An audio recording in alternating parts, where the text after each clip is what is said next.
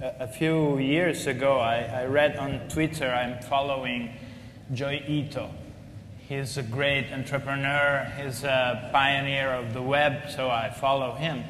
And he wrote in a tweet that he became mayor of Osaka.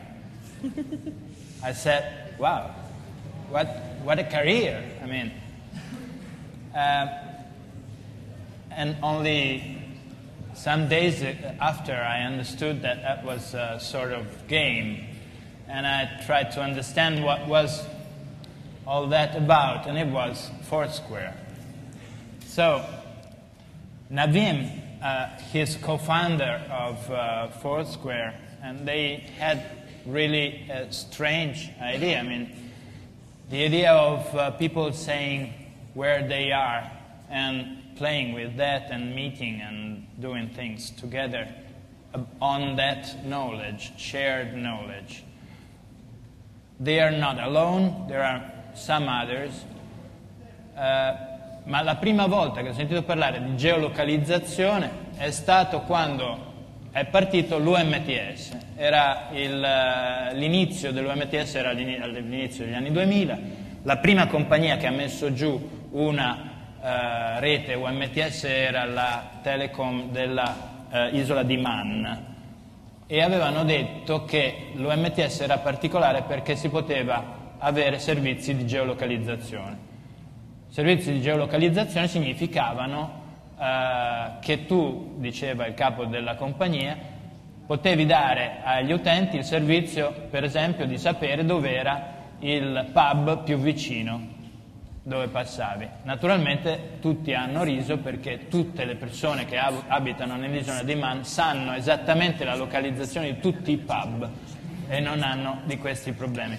In effetti l'UMTS non è andato molto avanti come geolocalizzazione, mentre Foursquare sì. What happened with Foursquare? It's an app, it's killing the web, it's creating a new future. What's Foursquare in your view? Okay, I'll start from the beginning. So, as Luca mentioned, I'm one of the co-founders of Foursquare. We've been around since March of 2009, but these are ideas that we've been thinking about for a few years now. My buddy Dennis and I, my co-founder Dennis and I have been in the mobile space for a while.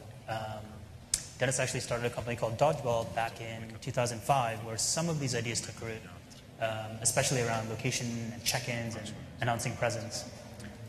So when we started Foursquare, what we wanted to build was something that would help us get to know our cities better. So we both live in New York City, where there's an enormous number of things to do. There's always something new that's opened up around the corner from where you live or where you work. There's so much history in the city. I mean, no comparison to Rome, of course, but even in a 200-year-old city like New York, there's always something new to do and something new to learn. And we used to travel a lot as well. So we wanted a great way to capture all the things we wanted to go do. We wanted to let our friends know. We wanted to kind of cross off this to-do list of items that we'd always been wanting to do in life. We wanted something in our pockets, something mobile that would remind us, that would help us by learning from our friends and from learning from other things that we read. So these are some of the core ideas where Foursquare, this app that you know of now, came about. And along the way, we started introducing game theory or game mechanics on top of this layer. So, as I just mentioned, Foursquare is all about this presence, announcing where you are, learning about new places from your friends, sharing tips and recommendations. And on top of all that, we introduced this idea of a game. So, the concept of a mayor or the concept of badges and points. Because we wanted to use this theory, the game mechanics, to try to encourage one another at getting better and to try to one-up each other at going out to more places and trying more things than someone else. And we found over the last year and a half that that's really resonated with a lot of people. People really like the idea of games, and by going out to earn these things, by going out to earn fun badges, they're actually going and crossing off existing things in their life. So it's games as we know it. For hundreds of years we've known about board games and card games and all these other things. It's using a lot of those things and using mechanics from video games, for instance, and applying it to things that we already do in real life.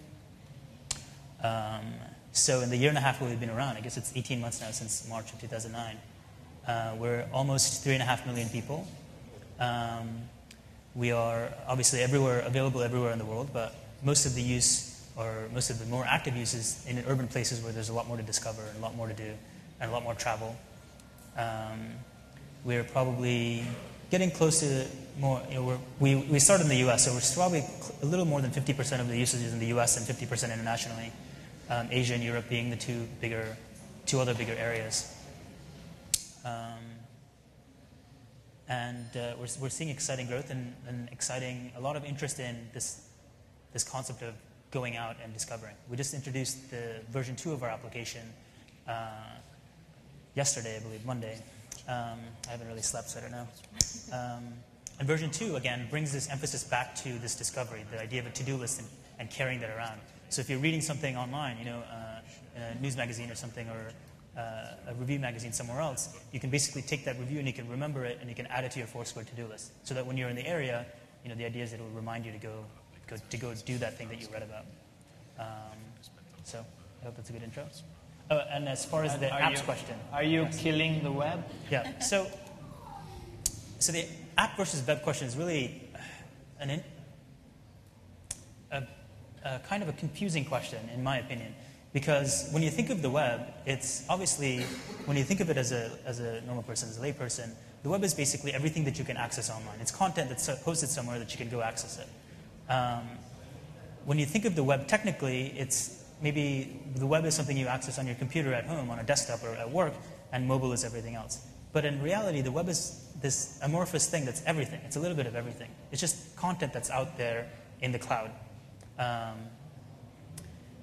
In this middle space somewhere. And there are many different ways to access it. So one way to access it is from your desktop or from your work computer, and this is how we've known about it. Another way to access it is mobile. Ever since we started Foursquare, we started with mobile in mind because we knew that we were going to want to carry this around with us. We knew that the experience is completely driven by mobile. So almost all of our usage happens over mobile. And mobile is just one way of reaching this ecosystem of applications and web products and sites and everything like that. Mobile is just one way of reaching that content. And an application is just one way of reaching that. That's how I feel. So the real contribution that you are creating is the link, not the killing of the web, in my opinion, but the linking of the digital opportunities and the territory. Right. The real network in which we live and walk. Right, of the stuff that's already out there. And I think this is some of what Dina was getting at too. As you create companies these days, you're not creating a web company or a mobile company, you're creating more of a, whatever it may be, media company or a fashion company, but you're creating a platform where users can come and do something, get some value out of it. Maybe businesses or brands or fashion labels can come and get some value out of it. And these two people, these two sets of the users and the brands and the businesses have a central place to meet and do business. That's really what you're making. No matter what you're doing, at the very end of the day, you're basically making this platform for these two sides to come together. And the platform can exist on the web, it can exist on your phone, either as a mobile website, or it can exist as an app. These are all the many different ways. Or if your site has an API, you let others build upon this, and they build interesting applications or interesting websites or interesting platforms on top of your platform. So I guess that's the way I would think about it. Yeah, there are some tweets around. They are asking if you fear what Google is doing with Latitude. In terms of what? In terms of what the product is, or in terms of Foursquare? In terms of Foursquare. Yeah, I think again, as you mentioned earlier, there are a lot of different sites that are already doing something with location. There are a lot of different sites that are already doing something with reviews and travel advice and all these other things. The approach that we're bringing is a combination of a few different things.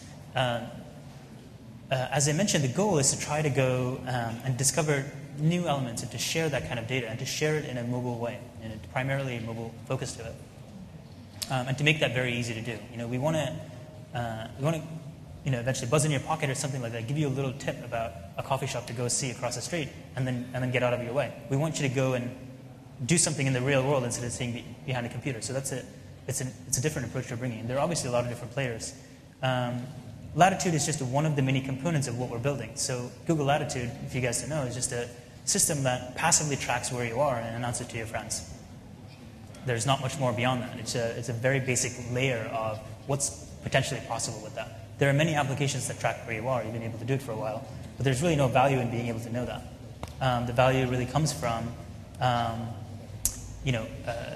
being able to say, okay, there are more than 150 people here in the room right now. There's something going on. So what is that thing? So the value comes from all that other metadata that's on top of it. All the tweets that we're generating, all the blog posts that you're gonna write about later, or recommendations in the area, or something historical discovered about this building. That kind of stuff. That's the value. The mere presence itself is the basic layer of what enables everything else.